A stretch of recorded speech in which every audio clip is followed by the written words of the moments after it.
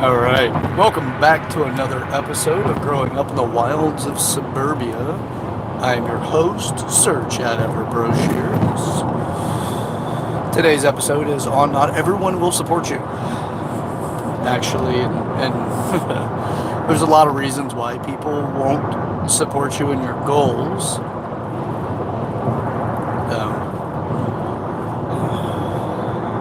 There's so many reasons for it, but a lot of times it's just that one, they don't see your vision clearly, or the role you play in their goals doesn't line up with the way that you want to experience your own. So you may play a role in somebody else's scenario that requires that you not be successful in your goals so that you could help them be successful in their goals.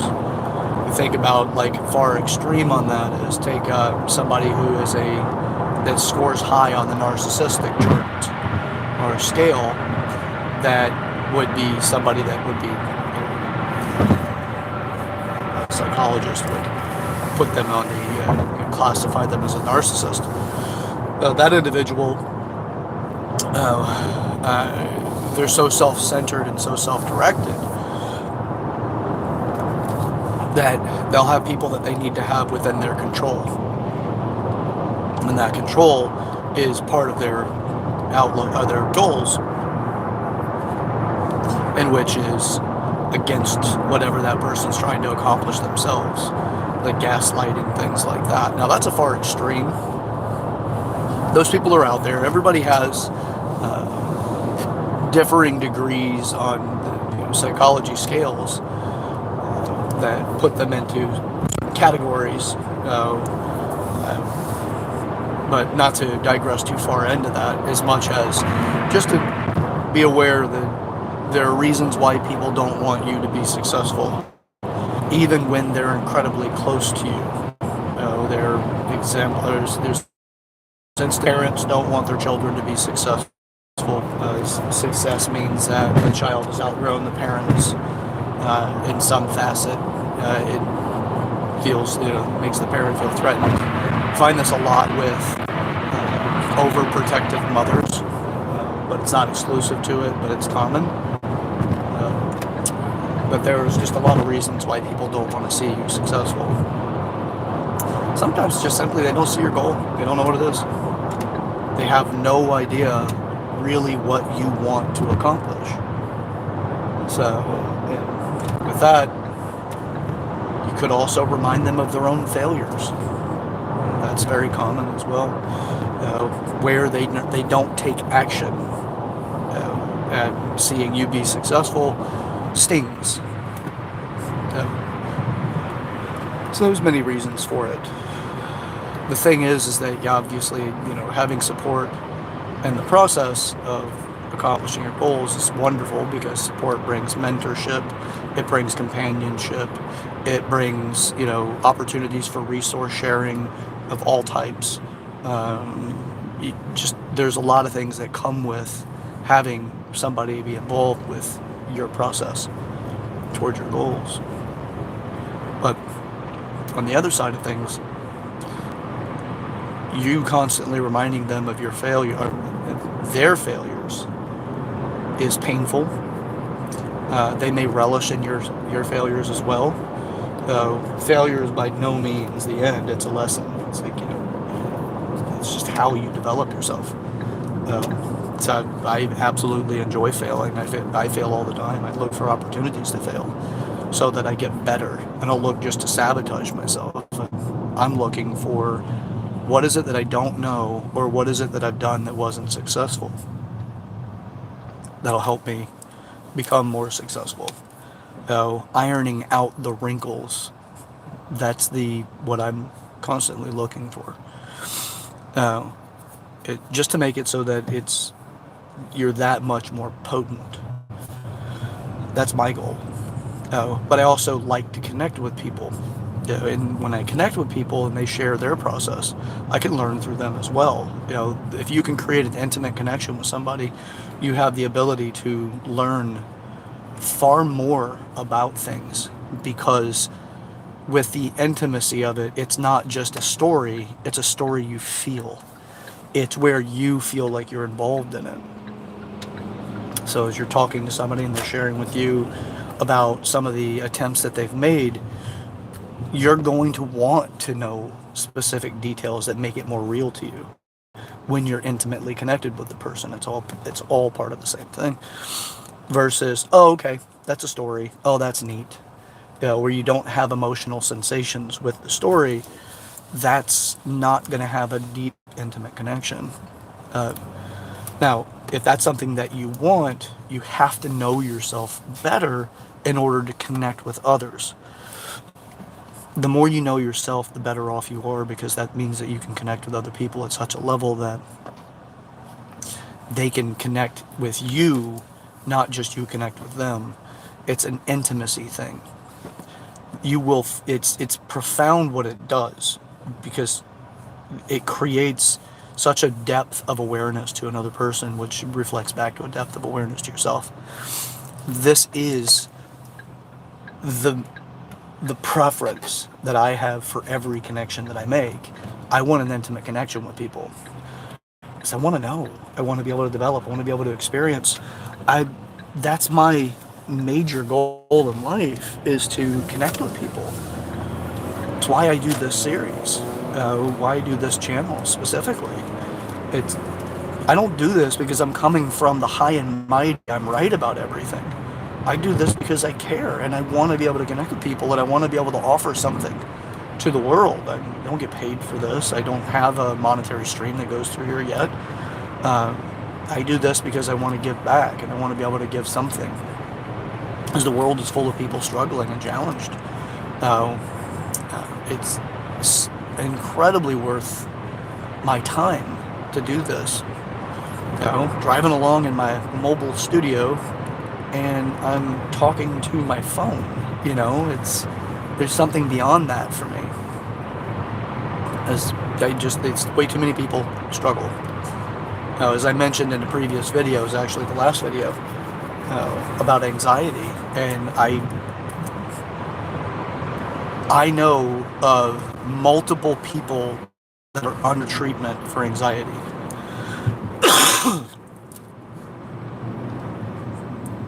Anxiety is real, right? But it's real based off of a connection to an outcome. There's a desire that an outcome be a specific way, and the certainty about that outcome, or the certainty about that thing, is not as solidified.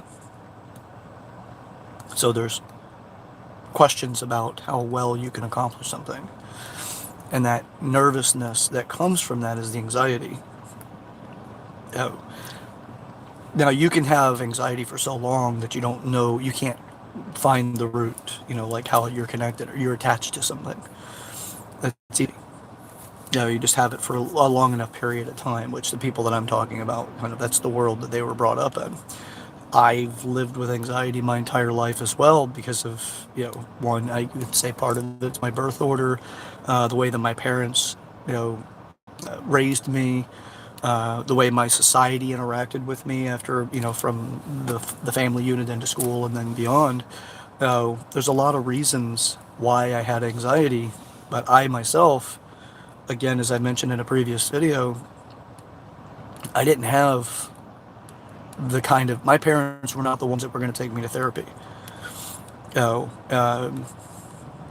clarity on that, I would say that with something that my father would not have found, something that he would want to put in the budget for it. He comes from the old school, or he was one from the more of an old school mentality of, you'll just deal with it and overcome it, in which actually is exactly what I ended up doing. Is it completely gone, as I've mentioned in other videos? No. I still notice it, but it actually doesn't present anything more than, as soon as I realize the radar of anxiety starts the blip. So it's the first second it becomes something that I'm aware of, I 99.9% of the time turn it into something that gives me a little bit of an adrenaline hit, where whatever it is that's making me anxious, I usually go towards it. If it's being in a room of a bunch of people I don't know yet, I'm shaking hands, I'm introducing myself. Now, that does go against my profile of the six personality styles that are, like alpha, beta, sigma, delta, gamma, and omega. I'm a sigma. Uh, Again, it's not a brag or anything, it's just the type of personality that I have and the traits that I have that line up with that particular profile. I don't want to be center stage. This took years to get to the point where I do these regularly, just simply because I don't want to be center stage. I want to be important and enough. I want to make an impact. It's not necessarily be important, but I want to make change in the world, and that's a goal that I have, is to try to make the world a better place than it had been prior to me being there. That's why I pick up trash when I'm in the bathrooms, regardless of where I'm at, work, or if it's just out and about, or pick up trash wherever I'm going, because it's one of my commitments to making a difference in the world. It's also, my grandfather had that on my mother's side. Bulis would pick up trash. He'd walk down the streets and pick up garbage. And I kind of questioned why he did it in my youth. And now I understand it in my adult life. I do what he did. I carry on his commitment. So I'm always out to try to make these changes. So the reason why the profiles are important is, as I mentioned, that because of my particular profile, I'm not out for center stage for the need to be important. That would be more of an alpha trait. I'm not an alpha, but I do have what I would consider to be the best traits of an alpha. But I'm not that particularly, because I don't need to be that person. That kind of important person that's always needing to be the leader. I'd like to support. I like to analyze. And I really ultimately typically go my own way. But if I can help support, then I typically do. But ultimately, I'm not there because that's how I validate myself, to be the leader, because that's just me. That's not my style. It's not my personality.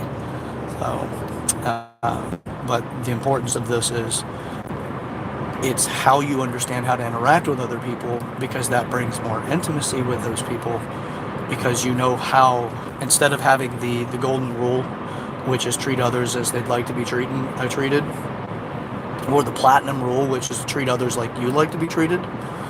Actually, I'm sorry, that's the other way around. The golden rule is to treat others like you like to be treated. Platinum rule is to treat others the way they like to be treated. The only way you're going to know how to treat other people like they like to be treated is to connect with them. And intimacy is the key, because that's where you get the greatest discoveries. That's where you get the profound understanding of other people. Now, with that, that's where they're going to care more about your goals. They're going to want to know how to support you to some degree. Now, it doesn't mean that they're going to guarantee to support you. The issues that I find with support is when people become overly dependent on somebody else's support. That's easy to happen because, let's say they support you for 5 months, and they're just consistent with the support on a daily basis. You have a habit of being able to talk about the subject, and you get that connection, the rapport. They show that it's important to them. It feels good to you when you talk about it. They show that they're interested, and then after 5 months it disappears because the habit had been formed. It might be challenging for you to now continue that conversation with their absence, because you become dependent in some ways. Doesn't mean that you would guarantee drop it. You may have a resilience that exceeds what my example is, so that you're just like, it doesn't matter. Or you may tell yourself it doesn't matter, but emotionally you're just not prepared for the long haul in their absence. That's another thing. Cognitively being confident, but emotionally unstable in it, or emotionally inadequate for long haul without that particular support. There's nothing's wrong with any of those. It's not to say, okay, well, if that's how you are, you're cognitively confident, emotionally unstable, or incapable, or whatever. Immature is another good word, so that doesn't sound so negative. That doesn't mean that there's something wrong there. It just means that it's a developmental phase. And if you're aware of it, you can do something about it. So, now, if you wish to make long-term progress, just be aware. I've always tell people the first steps of anything is awareness. You may not take action today over what you're aware of. You may not take action for 10 years over what you're aware of. I would hope that you would, but that doesn't mean that you, one, will, or that it's necessary. There are things that I am doing now that I wanted to do in my 20s. And I'm now in my 40s. There are things that I wanted to start doing yesterday, and I started doing yesterday. It's just the way that we are. It's what we do. We're being humans, just doing the human being things. So anyway, don't defeat yourself based off of somebody else's insecurities. Along the way of you charting your course and on your journey to your goals, you are going to find that not everybody, you'll find people that think you're crazy. I've been called crazy many times in my life because I will take risks, and I've taken big risks. I've left careers because of how satisfied I was about working in that field. I've walked away from jobs that would have been, between $130,000 to $200,000 annually, just simply because I didn't want that career. And even though I worked hard, in this particular example, that one in particular, that took me 5 years to secure the position. So if that doesn't tell you something, excuse me. So I'm willing to take risks. I've changed my jobs and careers several times. I started my own companies. I failed at my own companies. This is the 4th company that I've created. This one is successful thus far, and the 5th, or the other part of this company, which you could say it's the 5th company, if you will, that one's in an infant stage, and it's another risk that I'm willing to take on. I have had people tell me that I'm crazy because I'm willing to walk away from things. It's the way that I am. Now, with great risk comes great reward, but also, again, it's great risks. So you have to have something to put on the table. And be willing that it's something that you could lose. I don't have a problem with putting things on the table. I do wager and I measure what I'm doing. It's not like it's a sporadic thing. It is a measured thing that I do. But again, you will be called crazy by people because they won't look at it from where you're at, your vantage point. It's a con to believe that other people see everything the way that you see it. And then when you say it or you hear that, you're like, well, of course they don't.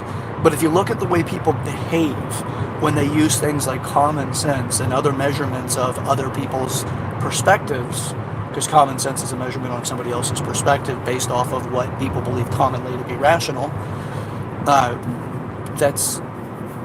it's a measurement against their perspective. They do that to you, you do that to them. We just fall victim to this idea that everybody thinks the same way. And it's typically not a conscious thought. It's usually some sort of background belief. And then when you think about it, you're like, oh, no, that makes sense. But yet, if you look at the way you behaved for so long or the way other people behave, you'll realize that there is an expectation everyone views things either the same or very similar. So that's why you typically will be called crazy, because they don't have your vantage point of what you're doing. They don't see your goals. They don't know what you're up to, what you're trying to accomplish. So it's up to the structure that you have to be successful. There's a lot of variables that go into it, but ultimately it is your opportunity. So people will call you crazy.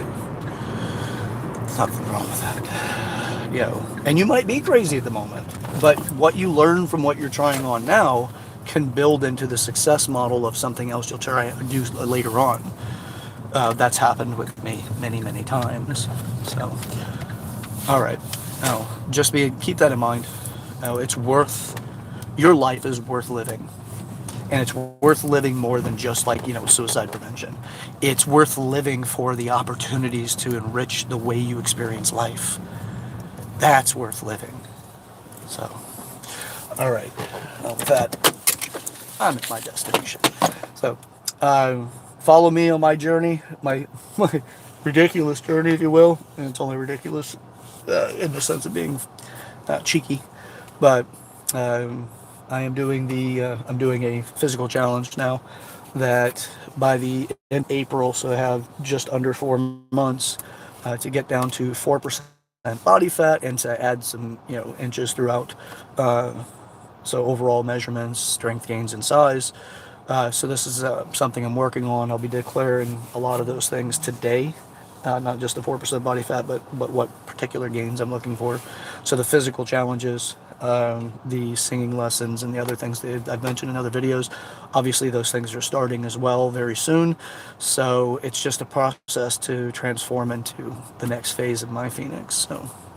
All right, with that, again, I'm your host, Sir Chad Everett Brochures. This is Growing Up in the Wilds of Suburbia. Share this video with the people in your life that come to mind while you're watching it.